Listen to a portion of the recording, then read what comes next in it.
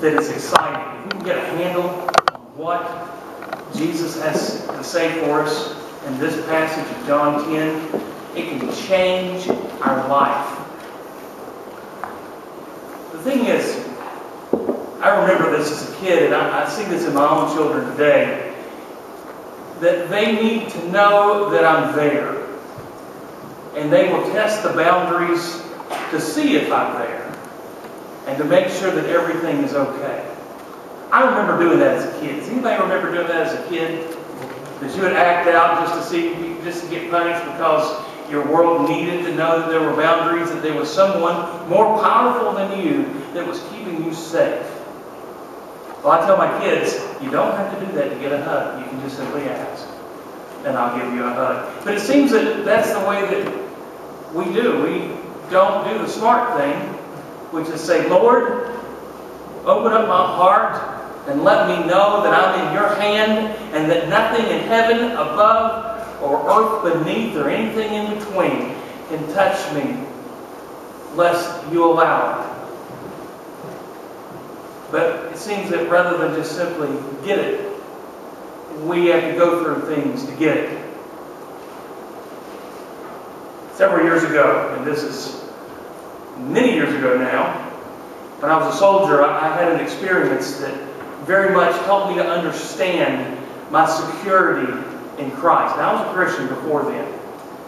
But something happened that totally changed my level of confidence in the Lord. Right before command inspection, someone stole a .45 caliber pistol out of the arms room. I don't know if you know much about it, but when a gun is stolen in the military, problems for everybody ensue. It starts at the very first with your company. I was part of Charlie Company of the 54th Engineers, and we had to figure it out ourselves. But immediately, if we couldn't find it, it would go to battalion. And so the second day of looking for this .45, battalion was in charge. Well, from battalion, we didn't have too many things. We weren't in a corps, we were not in a division like a lot of people. We were a brigade that was a corps asset.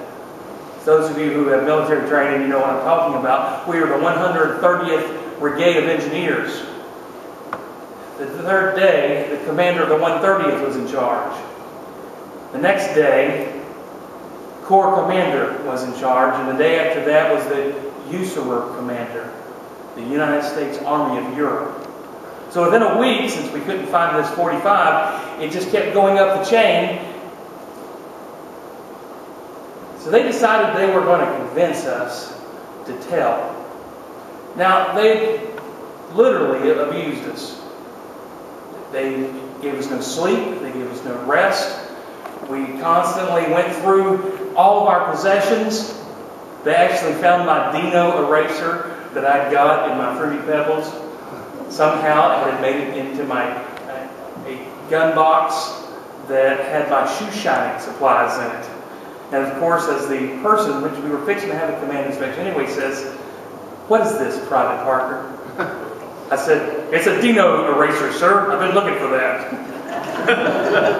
When they found my travel toothbrush in my ski jacket, the Master Sergeant said, "Private Parker, why is this toothbrush in your ski jacket?" "It's there for better oral hygiene, Sergeant." "Brush my teeth when I'm skiing, Sergeant." I didn't know. I didn't laugh. He didn't laugh. It wasn't that funny. He wasn't real pleased with me. But so went up the chain. The next thing you know, that we were out in the field. And those of you who don't know what that means, it means that you go out where it's cold. And it was cold. And they kept giving us a piece of paper and a pencil and breaking us up and saying, "If you know anything, write it down." And then they would do stuff to us. They could put up a tent and take it down, and put up a tent and take it down, and put up a tent and take it down. The wind is blowing, it's freezing cold, and then they put us on roving guard posts. I cannot describe to you, unless you've been in the cold before, what I'm talking about. You say, "Well, I'm in the cold, I live in Michigan."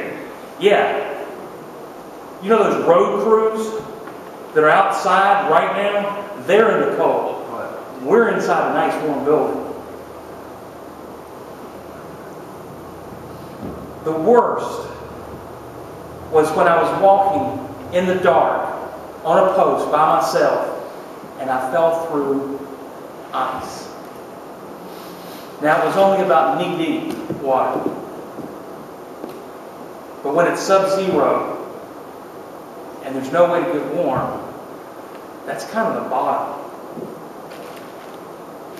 I did what my daddy told me to do. He said, son, whenever you're in the Army, this is when I was a little kid, Dad told me this. I listened. Saved my feet. So when you're in the Army, make sure you have a pair of clean, dry socks that you keep next to your body. And whenever you get a chance, stop, change socks, put the ones on your feet up against your body so they'll warm up and dry out, and you'll have nice, dry, clean socks on. Well, nice and dry socks, not necessarily clean. Because you just keep doing that and rotating your socks back and forth. So I had my spare pair of socks and I put them on. But my boots were filled with water and they were Matterhorn waterproof. So they were much more like buckets than they were anything. So I just had to keep moving to keep them warm. Somewhere in the midst of that, when the sergeant of the guard finally showed up and we got to talking, he was a Christian. And I can't give you the words that were said between us. But the experience was simply this. At that moment, which was the lowest point in my life, because I was a suspect. Why? I always had to clean my sergeant's 45. So I'd been in there. And I had one of them out. Not the one that was stolen. And then we had not slept hardly for days. I was wet from the knee down. No way to get warm. But in the midst of all of that, I knew that I was in God's hand. And this was not something that I can tell you that I learned from a book. It's something I learned from the presence of God. Now, I had the reading of the book before to give all this sense, and the book being the Bible. In fact, John chapter 10 that we're looking at today. But then it became real to me. And I understood for the first time in my life, not salvation. I already was a Christian. But I understood assurance of salvation. So what was the final result? The next morning they let us go and said, we don't know what happened to it, and it was over. I wonder, did an angel steal a 45 to put me through that so that I could experience the assurance of salvation of God? That I knew for sure that I was in God's hand and that no one could come between me and the love of God. That no one could take me out of His hand. That I was safe because I was in God's hand. Look with me at the text. John chapter 10. It's on the back of your bulletin. I'm going to read right from the back of our bulletin today. St. John writes in John chapter 10, verses 22 through 39. At that time, the Feast of Dedication took place at Jerusalem. It was winter.